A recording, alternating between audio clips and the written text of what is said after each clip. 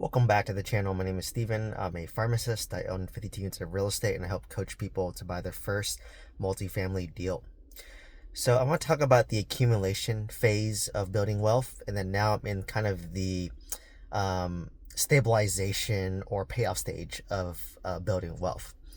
So obviously from 2017 probably till 2023, I would say, end of 2023. So for about a 7-year period, I was in the accumulation phase. So what's the accumulation phase? Accumulation phase is when you use leverage. So I was trying to do as low down as possible. So I bought all my house hacks with 10% down. I bought a mobile home park credit financing with 10% down. I bought my 26 unit apartment complex with about 12% down. And I bought my 20 unit apartment complex with about, I think around like 15% down, because I had, my loan baked into the, or rehab baked into there as well. So during this phase of accumulation, I was focused on leverage, I was focused on growth, and I was just focused on finding good deals, right? So the greatest way to get started in real estate is house hacking, because you can do 10%, 10% down, 5% down, 3.5% down, live in the house, rent out rooms, assuming you have a good credit score, assuming that you have a good debt to income ratio. It's the downside. But you could basically do that for about 10 properties, because you get 10 conventional loans. So you can basically get 10 properties house hacking with 5-10% down. Do that every 2 years and you'd have like 10 homes in that span. And imagine if you did that to a duplex, triplex, or fourplex. If you house hacked the fourplex every single 2 years, and you own like 10 of these, that's 40 units of real estate, all residential. And what's nice about the fourplex, triplex, duplex is that some lenders will factor in the income coming from those other units to help your debt to income ratio. So in my market, in California, there's not many duplexes, triplexes, fourplexes. So I had to basically do single family homes and rent rooms out. Was kind of how I got started. So obviously it's, leverage in the beginning, right? My mobile home park, I wanted 10% down. My apartment complex, I wanted 12%. I got some seller repair credit, so we cut my down payment in half. For my 20 unit, I had a hard money loan, so I baked in the rehab in there, so I ended up putting like 50% down. So it's all about leverage in the beginning, right? It's leverage, leverage, leverage. So you want to make sure you buy right. You want to make sure that your deal can, if you're house hacking, it's less risk because it's just lowering your living expense, right? Maybe sometimes you can live, like for me, when I was house hacking, I was living in that house for maybe about $1,000 a month, which was cheap. Or if you have a duplex, triplex, fourplex, maybe you can live there for free or subsidized. So it's less risk. And versus apartments, you have to make sure you're buying right. You have to make sure that you at least break even in cash flow, so you're not putting money into the deal. And you have to be able to have a value add strategy, right? Are you renovating the units? And after you renovate the units, are you able to raise the rents? And how much can you raise the rents by? Can you minimize your expenses? With the mobile home park, it was pure value add. So I was buying that with negative cash flow day one, which was a mistake. And from there, basically, I was trying to fix up mobile homes to rent out and hopefully, not be negative cash flow. Never worked out. Lost money. Sold it for a loss. The 20 unit, it was all about how fast can I fix up these units and get them leased out, because I had a 1-year hard money loan. So I was under pressure to basically finish all the renovations. So accumulation phase summary is you're leveraging and you're trying to put as low down as possible. At least that's what I was trying to do, right? Because, I work a W-2 that, pays me reasonable, but not a lot. I don't have a business that pays me a lot of money. And I didn't want to raise like private capital, because I think that's more stressful to use someone else's money versus my own.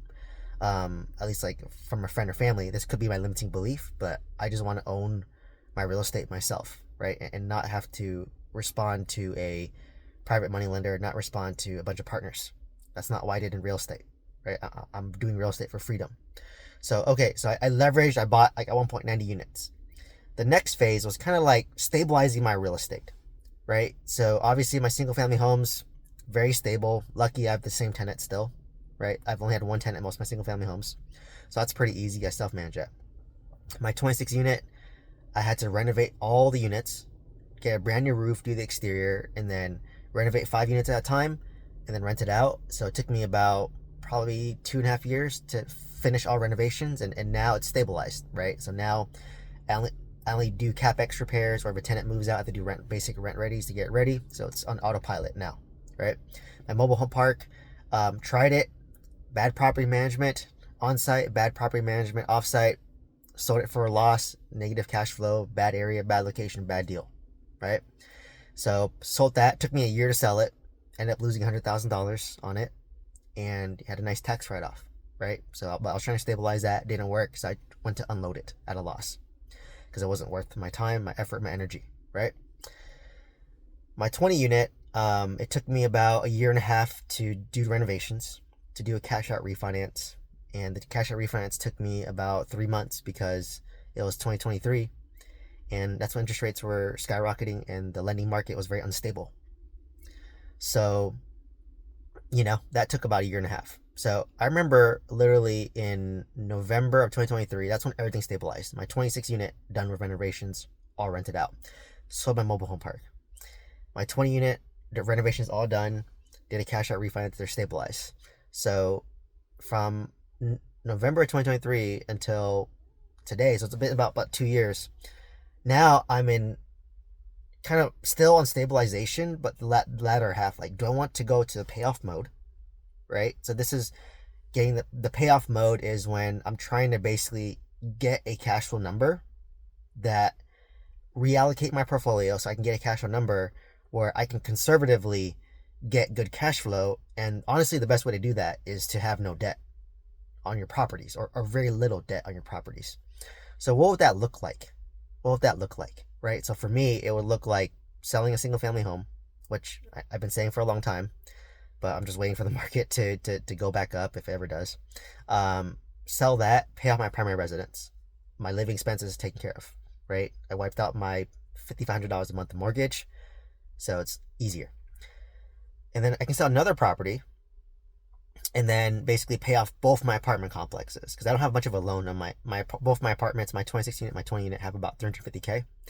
So I can sell an asset that has about maybe $700,000 in there, and then basically pay off two properties. Maybe I have to put a little cash in because I have to pay taxes, right? So basically I can go from a 52 unit portfolio, sell two, and go to a 50 unit portfolio, but I would have a paid off primary residence. I'd have two paid off apartments.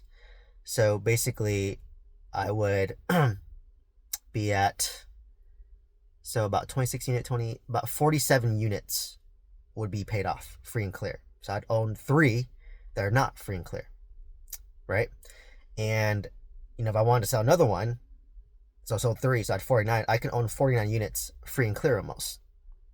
So I could just sell 3 properties and own my portfolio, no debt, right? And then all the income I make there'd be no leverage, right? So obviously my return on equity is gonna be weaker, but now I have a foundation of more guaranteed income, right? Because just my 2 apartments, so my mortgage is $5,500 a month, right? That'd be gone.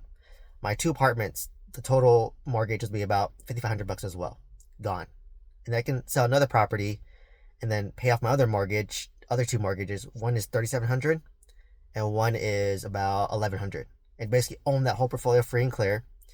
My cash flow, so that it would be, so I would lose about 8,000. It'd probably be around, like right now it's about 50K gross. It would probably drop down to about 35K gross, but then my expenses are very minimal at that point, right? So I'd probably be comfortably cash flowing probably 20 to 25K a month with a paid off portfolio, right? At that point, that meets my minimum baseline. And then at this point, I could just continue to buy more real estate again because I have my minimum baseline covered. Let's say it's 20K a month and I can conservatively live off maybe 10 to 15, which we could, right? And then from there, I can choose to buy more real estate if I want to. I can, so that's the payoff phase. So I can easily do that, right? Like I just sell 3 properties because I'm about 50% loan to equity or loan to value, pay off my whole portfolio. So I'd lose 3 of my biggest single family homes in California, sell them, pay off my whole portfolio, and then own it free and clear, have about 15 to 20K a month in cash flow, and I can live off of 10 to 15 easily. And then I can continue to buy real estate if I want to, right? But when I buy real estate, I could take less risk. I don't have to, when I accumulate again, I don't have to leverage as much as I used to, or I could, right? Or I could because I have my minimum guaranteed monthly income, right? So it's a different mindset. So, for me, I'm in the payoff phase right now. And, it's hard because like I like to keep my properties long term, because I know that over time it's going to go up in value, especially where I own properties in California, specifically the Bay Area. But like I said, it's in the payoff phase. It's not about the return on your money. It's about the return on your time and the return on your happiness, right? So for me, having a paid off house would give me a lot more benefit than to just own the house, right? So that's in the payoff phase. You're not making the best financial decisions in terms of ROI, in terms of return on equity. It's just more of return on your time and return on your happiness and peace of mind, right? So you're optimizing for something else. In the beginning, accumulation, ROI, return on investment, return on equity. In the payoff phase is about return on your time, return on your happiness, return on your stress, return on your peace of mind. So it's a different mentality. And that's the hard shift that I'm making right now, is I'm now focusing on me, right? So like what are things that I'm doing to focus on me? So for me, I would never done this before, but like I would hire a maid to clean my house once I have a kid. I can, I'm too lazy to wash my car, but I could pay a guy. It's literally $40 for him to come to my house and wash my car for me. $40. I was like, oh, I was not even that bad. I could literally buy Walmart Plus and get all my groceries delivered to me for $100 a year, which is nothing.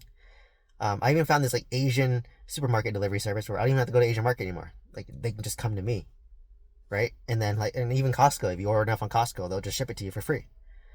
So that's something I wouldn't pay for before, but I'm like, wow, there's all these conveniences, right? You can buy things on Amazon, you can buy things on Temu. So now I'm shifting more towards what makes my time worth it, because I hate cleaning a house. So you can have a maid come to your house, clean it twice a month, and it only costs you $500.